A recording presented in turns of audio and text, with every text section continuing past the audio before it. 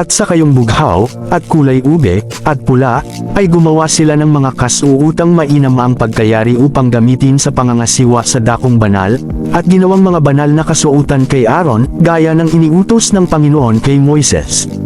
At kanyang ginawa ang ipod na ginto, na kayong bughaw, at kulay ube, at pula, at linong pinili. At kanilang pinukpok ang ginto, na pinanipis na paaba at pinutol na ginawang kawad na ginto, upang itahi sa kayong bughaw, at sa kulay ube, at sa pula, at sa lino na gawa ng bihasang manggagawa. Kanilang iginawa ng mga pangbalikat, na nagkakasugpong, sa dalawang dulo ay nagkakasugpong.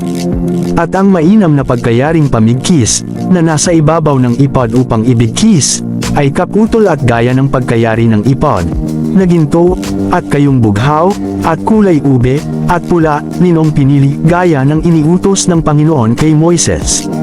At kanilang ginawa ang mga batong onyx na pinamutihan ng kalupkop na ginto, na ayos ukit ng isang panatak, ayon sa mga pangalan ng mga anak ni Israel.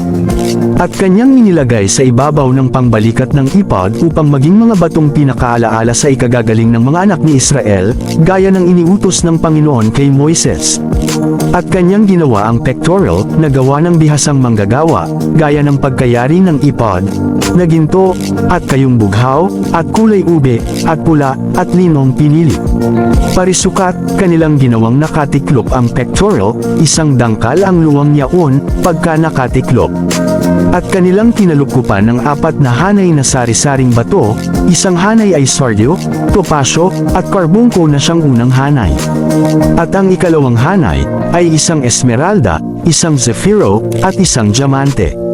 At ang ikatlong hanay, ay isang hasinto, isang agata, at isang amethyst. At ang ika-4 na hanay ay isang berylo, isang onyx, at isang jasp, na mga natatakpan ng mga pamuting ginto sa kanilang mga pagkakakalupkop. At ang mga bato ay ayon sa mga pangalan ng mga anak ni Israel, 12, ayon sa kanilang mga pangalan, na ayos ukit ng isang panatak, bawat isa'y ayon sa kanyang pangalan, na ukol sa 12 lipi. At kanilang iginawa ang pectoral ng mga tanikalang parang tirintas na ayos pinili na tag-anes na ginto. At sila'y gumawa ng 2 pangkalupkop na ginto, at ng 2 singsing na ginto, at inilagay ang 2 singsing sa 2 dulo ng pectoral. At kanilang ikinabit ang 2 tanikalang pinili na ginto sa 2 singsing sa mga sulok ng pectoral. At ang ibang 2 dulo ng 2 tanikalang ayos singsing ay kanilang ikinabit sa 2 pangkalupkop, at mga ikinabit sa mga pambalikat ng ipod sa dakong harapan niyaon. At sila'y gumawa ng ibang 2 singsing na ginto, at mga inilagay sa 2 sulok ng pectoral sa gilid niyaon, na nasa dakong kabaligtaran ng ipod. At sila'y gumawa ng 2 singsing na ginto, at mga ikinabit sa 2 pangbalikat ng ipod sa dakong ibaba, sa may harapan, na malapit sa pagkakasupong, sa ibabaw ng mainam na pagkayaring pamigkis ng ipod. At kanilang itinali ang pectoral sa pamamagitan ng mga singsing, sa mga singsing ng ipod ng isang panaling bughaw, upang mamalagi sa ibabaw ng mainam na pagkayaring pamigkis ng ipod, gaya ng iniutos ng Panginoon kay Moises. At kanyang ginawa ang balabal ng ipod na yari ng manghahabi, na tag-anas na bughaw.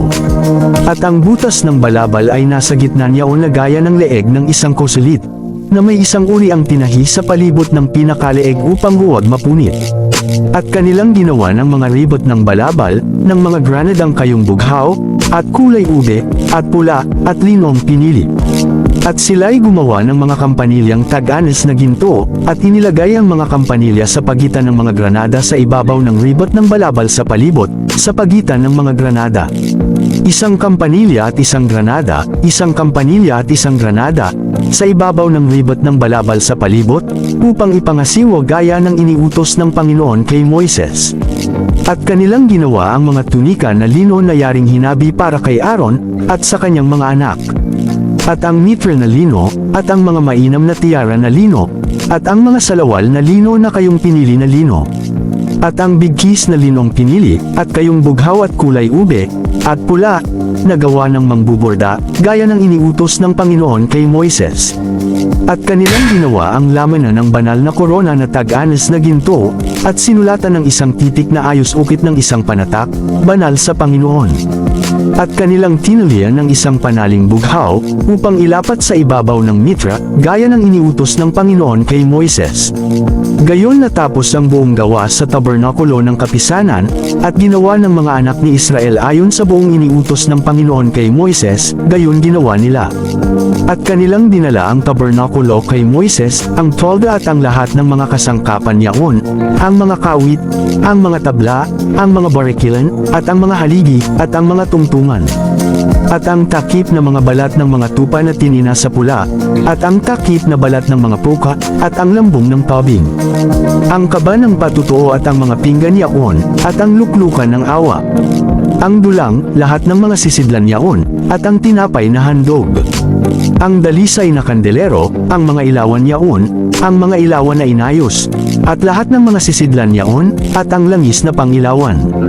At ang damba ng ginto, at ang langis na pangpahid, ang mabangong kamangyan, at ang tabing na gamit sa pintuan ng tolda. Ang damba ng tanso, at ang pinakasalang tanso, ang mga pingga at ang lahat ng mga sisidlan niyaon, ang hugasan at ang tungtungan. Ang mga tabing ng looban, ang mga haligi, at ang mga tungtungan at ang tabing na pangpintuang daan ng looban, ang mga panali, at ang mga tulos, at lahat ng mga kasangkapan sa paglilingkod sa tabernakulo, na gamit sa tabernakulo ng kapisanan.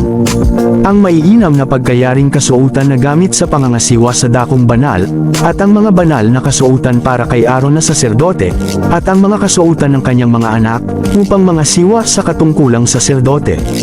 Ayon sa lahat na iniutos ng Panginoon kay Moises, ay gayon ginawa ng mga anak ni Israel ang lahat ng gawa.